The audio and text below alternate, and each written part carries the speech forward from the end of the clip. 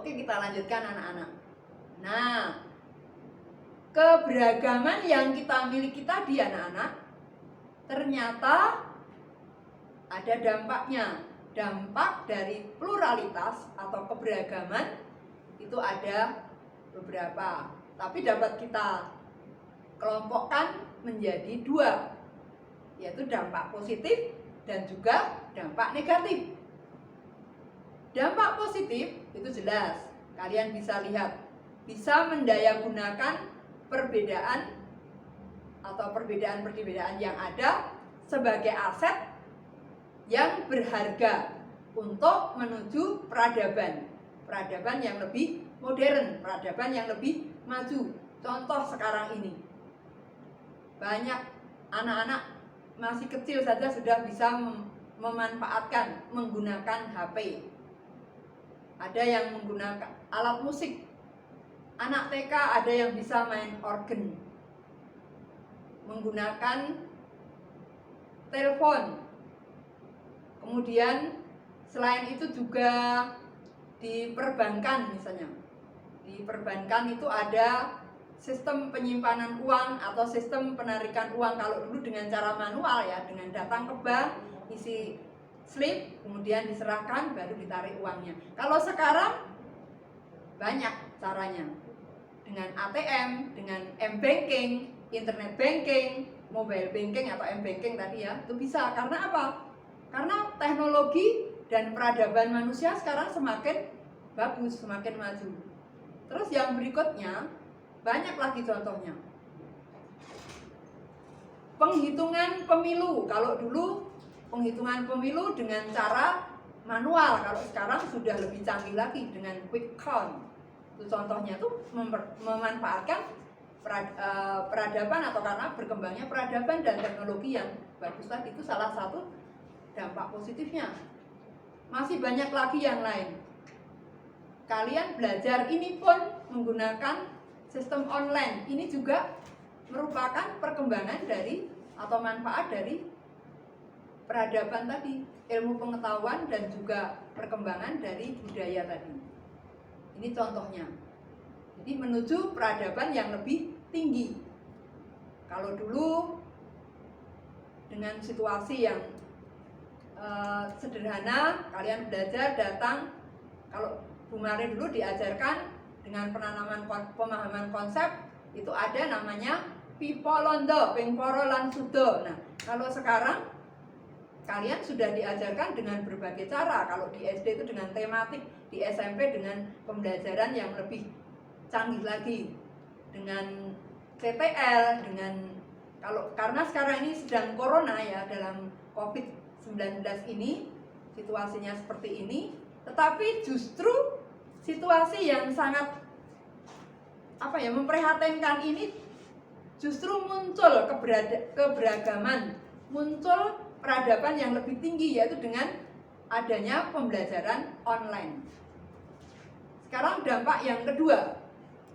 Dampak yang kedua adalah dampak negatif. Tadi contoh-contoh Ibu sudah jelaskan semua yang dampak positif. Nah, mungkin kalian bisa menyebutkan dampak positif yang lain sebelum sampai dampak negatif? Atau ada yang mau bertanya? Oke, dampak positif.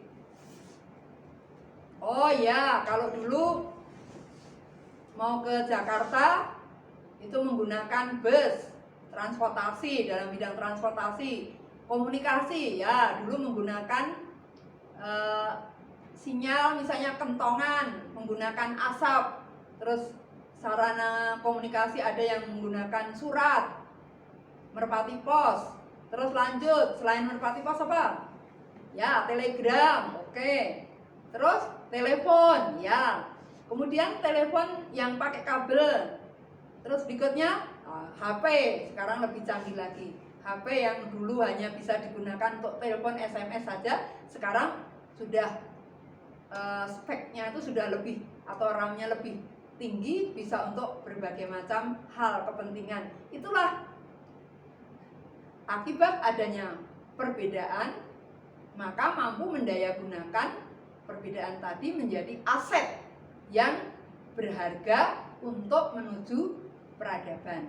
Itulah anak-anak. Oke? Jelas ya? Sekarang Ibu akan lanjutkan dampak negatifnya.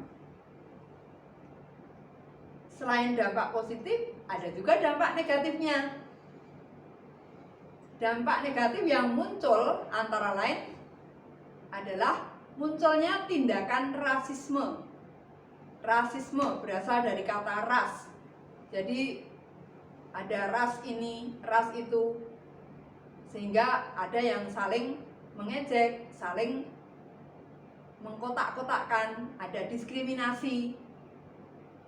Nah, demo-demo akibat mungkin pelecehan agama, pelecehan sosial yang lain ya, sehingga mereka terjadi konflik. Nah, nanti di bab berikutnya atau di KD berikutnya kita akan belajar tentang konflik. Nah, sebelum sampai ke sana, ini minggu depan akan kita lanjutkan ya. Tapi ini juga bisa menimbulkan ketidakstabilan sosial. Ketidakstabilan sosial artinya situasi sosial yang sekarang ini menjadi tidak stabil. Terjadi perbedaan si kaya dan si miskin, perbedaan secara ekonomi, perbedaan kelas. Oh, ini ada kelas yang kelompok the have, ada kelompok yang miskin atau yang kurang mampu. Tapi di sekolah kita ini tidak demikian. Di kelas kita tidak ada perbedaan-perbedaan seperti itu. Karena apa? Kalian sudah dididik dengan pendidikan karakter supaya kalian terhindar dari rasisme, diskriminasi. Kalian yang sekolah kita ini nak sekolah Katolik, tetapi yang sekolah di sini bermacam-macam kan? Ada Buddha, ada Hindu, ada Islam, dan ada juga yang Kristen, ada yang Katolik. Bahkan jumlah anak yang Katolik seluruh kelas atau seluruh SMP Sinkarus ini mungkin tidak terlalu banyak, lebih sedikit dibandingkan yang lain, tetapi kan sama, haknya sama. Tidak ada rasisme.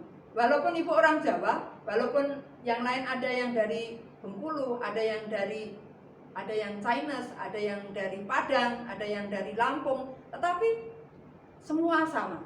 Kita sama. Jadi tidak ada perbedaan-perbedaan. Nah, ini ditanamkan kepada anak-anak supaya apa? Tidak terjadi konflik, sehingga terhindar dari dampak negatif tadi. Ketidakstabilan sosial itu bisa diatasi. Sekarang pemerintah dalam masa COVID-19 ini anak-anak sedang berjuang. Kita bersama-sama, tidak hanya pemerintah, berjuang untuk mengatasi COVID-19 ini bukan hanya tugas pemerintah saja anak-anak, tapi tugas semua warga negara Indonesia, bahkan mendunia. Kalian tahu Amerika terkena dampaknya cukup banyak sekali, Brasil, Italia, kemudian Cina, Indonesia ini juga cukup banyak. Tetapi situasi yang seperti ini, orang yang tidak bertanggung jawab memanfaatkan untuk memecah belah.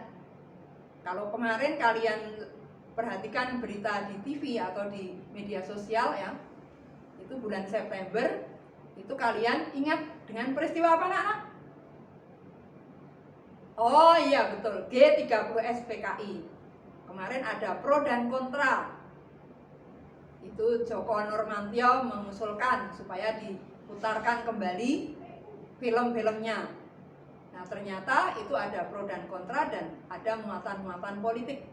Kita boleh tahu, bukan buta politik ya, tetapi kita tahu, kita harus paham.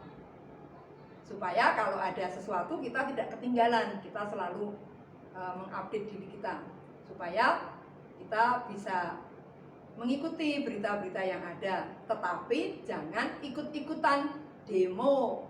Sekarang ini di Jogja, di pojok Beteng Wetan, itu di Jogja itu sedang terjadi demo tadi malam, kemarin malam. Itu karena apa? Karena mereka tidak menyadari, mereka hanya menginginkan atau mementingkan egonya masing-masing. Nah, inilah salah satu dampak negatif dari pluralitas tadi. Mereka tidak bisa mengesampingkan egonya atau tidak bisa mengutamakan kebersamaan, sehingga akibatnya terjadi seperti itu. Ketidakstabilan sosial. Contoh-contoh ketidakstabilan sosial itu ada banyak sekali yang terjadi di dalam masyarakat. Seperti sekarang ini, bansos, ada BLT, ada bantuan prakerja, ada bantuan untuk UKM, ada bantuan untuk PKH.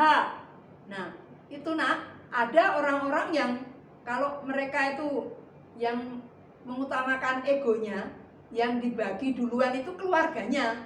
Nah, itulah akibatnya terjadi ketidakstabilan sosial.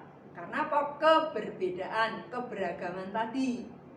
Tapi itu bisa segera diatasi apabila kita bijaksana.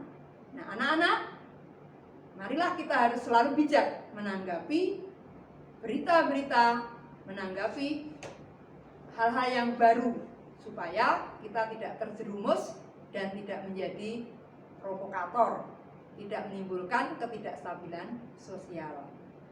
Kita tetap semangat, mudah-mudahan apa yang kita pelajari hari ini itu bermanfaat untuk hidup kita di masyarakat.